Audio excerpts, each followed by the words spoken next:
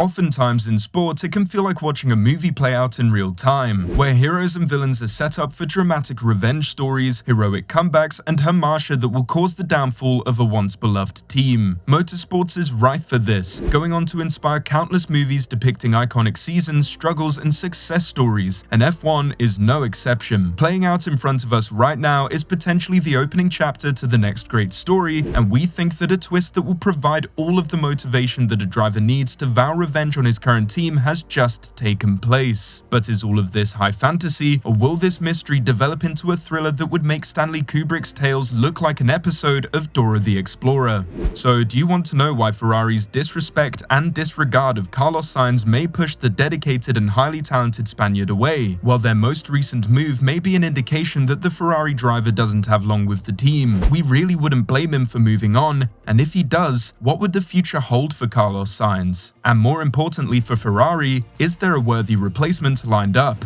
Well, stick around to find out, because the future of Ferrari could hinge on keeping him as a friend or as a foe. So just what have Ferrari done? Well, it's more about what they've supposedly chosen to do and especially what they haven't done. Contract talks are the be-all and end-all of a driver-team relationship, with them creating the foundations to move forward on, or the resentment that pulls the parties apart. It's quite common for teams to play favorites, with number one drivers becoming apparent within the minutiae of a contract. But what do you do in a team where both drivers have shown a borderline equal capability, or at least equal potential to herald the team into an age of success? Well, if there's any team that should know how to do this, it should surely be Ferrari, with the Maranello outfit choosing to take on both current and future legends at the same time across many decades, all the way from Ascari and Farina through to Prost and Mansell and beyond to Charles Leclerc and Sebastian Vettel. The team has more experience with star power than any other, which I guess comes with the territory of being the oldest and most successful team on the grid. However, Ferrari have shown time and time again that they tend to attract all the right names, but in their haste to attract the right challengers,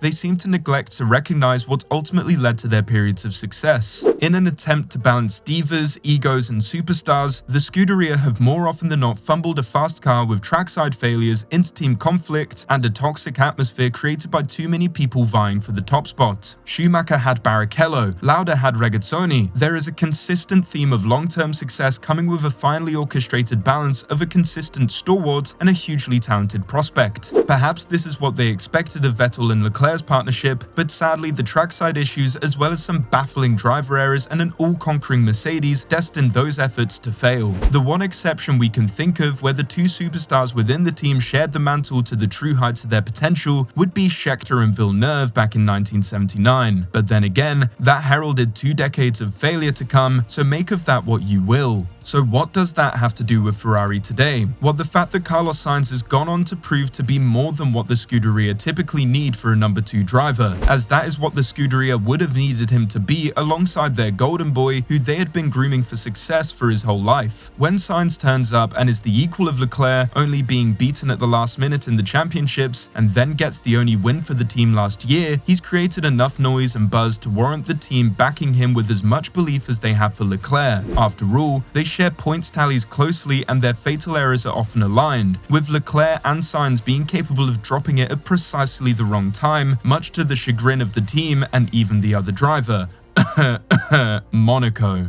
With recent rumours of Charles's contract talks as well as the lack of news surrounding Sainz's shows that despite his efforts, it seems the shoe is very much still on the other foot, with Leclerc being touted for a multi-year contract going to 2029 with a huge bonus and a clear pathway to more and more riches as the contract goes on. Sainz, however, has seemingly been left adrift, with him making one desire very clear consistently through his career, with it not being met by the Scuderia. That being that he wants to know where he is driving next year at the very start of the year at the latest. Well, the first month of the off-season has come and gone, the new year has been welcomed in, and yet if Sainz knows of his future security, then the rest of the world sure as hell doesn't. His desire to race for the team was best exemplified with his statement following his win at the Singapore Grand Prix, the only win for Ferrari this season. I think there's never been a doubt that I'm very comfortable at Ferrari, that I want to be here for the medium to long term. Also, the fact that there is always high confidence between each party, for me, the wins and podiums, the only thing they do is reassure everything that we already knew. I hope that the winter is a good opportunity to find an agreement and continue working in the future, because it's the place that I love driving for, and see myself driving and trying to help a world championship soon. This was months ago now, with Sainz consistently dropping hints and making statements publicly to push Ferrari into making a move. However, his teammate has consistently been the one in the news surrounding the contract talks and being the future of Ferrari after a winless season. Considering that Sainz's consistency in pushing the team forwards while being an outsider and being brought in to be a safe number 2 driver, only to blow those expectations out of the water, we believe that the Spanish driver should probably have had his wishes of job security granted by now at the very least. Sainz has even acknowledged in interviews that he has to play it safe in the past when it comes to battling with Leclerc out of respect for the team, which does beg a question. Before that though, let's hear what Sainz actually had to say.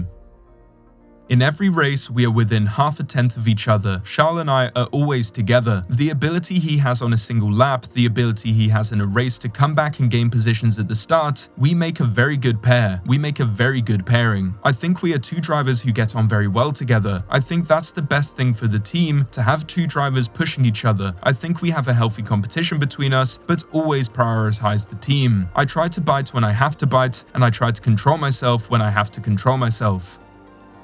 So that question we had, in order to be truly appreciated at a team and be given the opportunity to unleash his full potential, will Sainz have to look elsewhere? If he does, it's clear that it will be reluctantly, with him making it clear that Ferrari is where his ambitions begin and end. But Sainz is already having to control his killer instinct in a time where Ferrari are scrapping for the honor of being a top 3 team, not when there is legitimately a title on the table to fight for. If it becomes clear that all the work and consideration that has been put into his teammates' contract has not been put into his own, despite him performing at an incredibly close level and being the only driver to push the team to the top step last year, while arguably providing less high-profile embarrassments for the Scuderia, then we would understand if Sainz felt that he hadn't truly been valued by the team that he has given his all to. If he decides that his efforts aren't being appreciated and that he is better off elsewhere, somewhere he can actually bite at Leclerc and not hold back, then what would the options be for Sainz? Well, the obvious one is Sauber, with Audi taking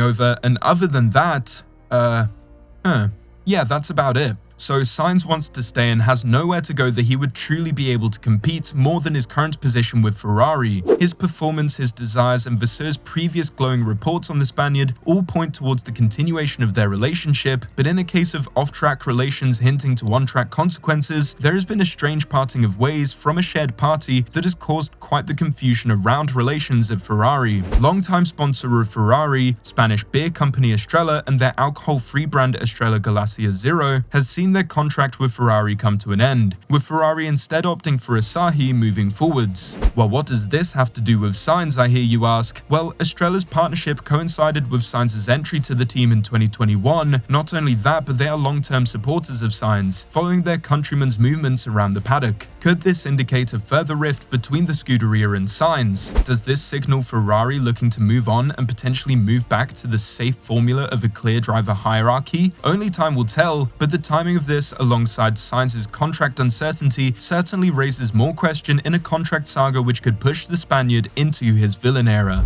There is also the possibility of a silver lining for another driver, according to Aussie driver legend Alan Jones, as he seems to think that there's a chance for redemption for his maligned countryman, with the former F1 champion having this to say. I honestly believe Daniel's probably lost his chance of going back to Red Bull. Jones would then go on to suggest that Ricciardo would prove a popular fit at Ferrari if either Charles Leclerc or Carlos Sainz were to leave the team at the end of next season when their contracts terminate. Or at least at the moment it seems, when Carlos Sainz's contract terminates.